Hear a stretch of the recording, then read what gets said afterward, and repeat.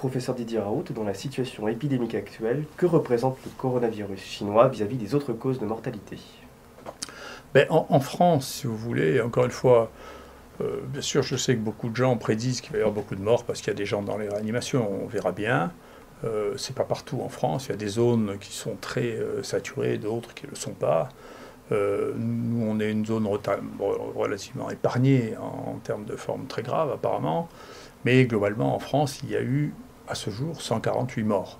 C'est pas négligeable, mais c'est à mettre en perspective de ce que nous savons. Par exemple, nous savons qu'il y a une surmortalité saisonnière dans ce pays, qu'on a appelée la grippe pendant très longtemps, et qui, en réalité, représente probablement toutes sortes de mortalités associées à des infections virales, y compris les conséquences d'infections virales, comme le risque de colite après traitement antibiotique.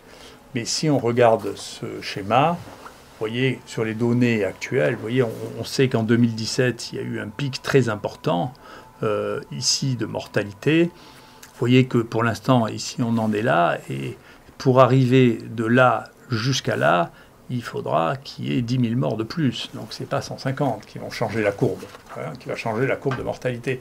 Ce qu'il y a, c'est que au fur et à mesure que nos connaissances augmentent, nous connaissons de plus en plus de causes nouvelles de syndromes de détresse respiratoire, et que donc on connaît mieux ce dont les gens meurent.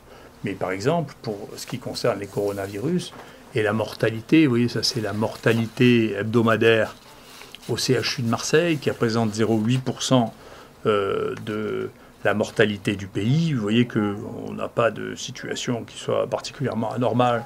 Il n'y a pas de morts de plus, donc on ne verra pas statistiquement de différence à la fin de l'année sur les morts. Et la deuxième chose, c'est que pour l'instant, on a eu effectivement 4 morts qui étaient associés à un coronavirus, mais un seul coronavirus chinois depuis le début de l'année, et 3 coronavirus non chinois. Donc si vous voulez, je pense que nous, peut-être qu'on vit dans un îlot particulièrement différent, parce que bien sûr les maladies infectieuses sont des maladies d'écosystème, mais on ne trouve pas une catastrophe qui justifie des mesures dignes d'une catastrophe atomique. Par ailleurs, si on regarde ce qu'est la mortalité de cette maladie, c'est assez difficile à évaluer, mais il y a au moins un endroit dans lequel c'est facile d'évaluer une part de la transmission et la part de la mortalité. C'est cette grande folie qu'ont fait les Japonais en coinçant tout le monde sur un bateau de croisière avec des gens dont la moyenne d'âge était extrêmement élevée, comme les croisiéristes en général. Il y a à peu près 3000 personnes. Là-dessus, il y en a 700 qui sont tombés malades et 7 qui sont morts. Dans la population la plus à risque, la mortalité est de 1%. Donc il faut arrêter de raconter des choses qui terrifient les gens. Bien entendu, si vous ne testez que les gens en réanimation et vous dites à tous les gens qui sont un peu malades de rester chez eux, vous aurez une vision de la gravité de la maladie qui n'aura rien à voir avec la gravité de la maladie. Et la gravité de la maladie des gens qui sont en réanimation, généralement, elle est très grave. Donc moi, je ne vois pas de signaux de mortalité qui soient spécifiquement redoutables. Je ne vois pas. Je ne vois pas de modification de la mortalité générale dans le pays. Et je continue à penser qu'il faut garder raison et que donc il faut faire comme pour les maladies infectieuses en général, du diagnostic. Nous, on a réalisé ce à quoi je m'étais engagé auprès du ministre, jusqu'à 1100 diagnostics par jour, d'accord, PCR par jour.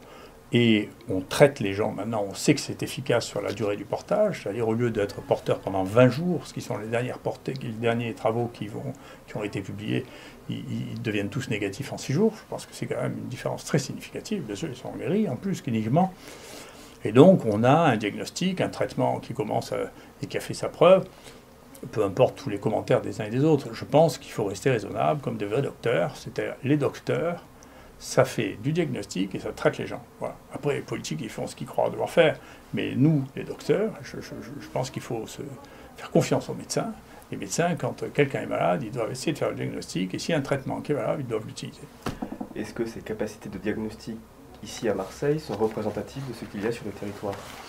Non, ça n'a pas encore été mis en place, je le regrette. C'était un des projets du ministre. Je pense que ça met un peu de temps à se mettre en place.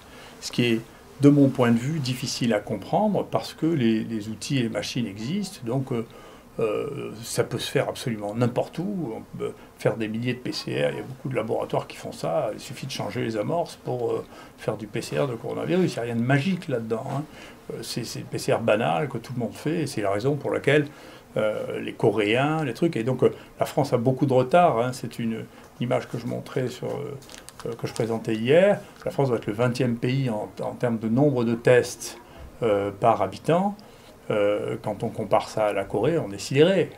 Et donc ça veut dire que tout le monde s'est mis à faire de la PCR. Alors ça nécessite qu'il y ait de la logistique, c'est-à-dire comment on fait pour prélever les gens de manière à ce qu'ils n'arrivent pas tous en même temps. Il faut développer très certainement l'auto-prélèvement, que les gens arrivent avec un écouvillon fermé, ce qui fait que plus personne n'a peur. Donc il y a des vraies mesures logistiques, pragmatiques, rationnelles à mettre en place et à traiter ça comme une maladie normale. Mais si en même temps on met le feu en disant vous allez tous mourir, même les gens qui reçoivent les prélèvements vont avoir peur, vont se mettre droit de retrait, les gens. Donc c'est pas possible d'affoler la population avec une chose donc, qui ne changera pas les statistiques de mortalité. Enfin, il n'y aura pas plus de morts que ce qu'il y a eu les années précédentes. C'est pas vrai. Voilà. Donc simplement, il faut mettre en place les moyens, comme pour une maladie infectieuse, de faire le diagnostic et le traitement. Et pas à dire, oh mon Dieu, quelle aubaine, je vais pouvoir avoir de l'argent pour faire un vaccin, je vais pouvoir avoir de l'argent pour pouvoir faire une expérimentation. La question, c'est, face à une situation dans laquelle, y compris pour la crise sociale, il faut pouvoir dire, écoutez, on a moyen de faire le diagnostic, tout le monde peut être diagnostiqué, et tout le monde peut être traité. Il y a la question de dire, écoutez, si vous êtes malade, restez à la maison, et attendez que ça passe, et si ça devient grave, on vous foutra en réanimation, ça n'est pas une réponse, c'est mon avis. Voilà. Et que pensez-vous de l'évolution de l'épidémie de coronavirus dans le monde? Écoutez, pour ce que j'ai vu rapidement, les 3 pays qui ont dont la situation n'est pas contrôlée actuellement, c'est l'Italie, la France et l'Espagne. Donc c'est probablement pas des modèles. Donc le confinement en Italie, ça n'empêche pas qu'il continue à avoir une évolution exponentielle. Il continue à avoir une évolution exponentielle en France et en Espagne. Et ces 3 pays ont décidé de mettre au premier plan le confinement. On peut se poser la question s'il ne faut pas réfléchir.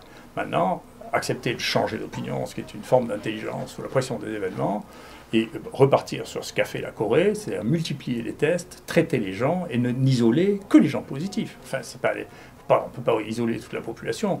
Et comme on ne peut pas isoler les gens positifs si on ne les détecte pas, on est dans une situation qui n'a pas d'issue, sauf à refaire ce qu'on faisait pour le choléra au XIXe siècle. Donc on est dans le XXIe siècle, les maladies contagieuses, on doit les détecter, isoler les gens qui sont contagieux, le temps pendant lequel ils sont contagieux, et on doit raccourcir leur temps pendant lequel ils sont contagieux, par les traitements qui les empêchent d'être contagieux. Et quand ils sont plus contagieux, il faut leur ficher la paix. C'est pas la peine de les garder 14 jours s'ils sont négatifs au bout de 5 jours. C'est plus de la science, là, c'est de la science-fiction, ou je sais pas quoi, de la sorcellerie. Donc il faut revenir à des choses simples. Les maladies infectieuses et contagieuses, ça veut dire c'est quand il y a le microbe, on est contagieux. Quand il n'y en a pas, on n'est pas contagieux.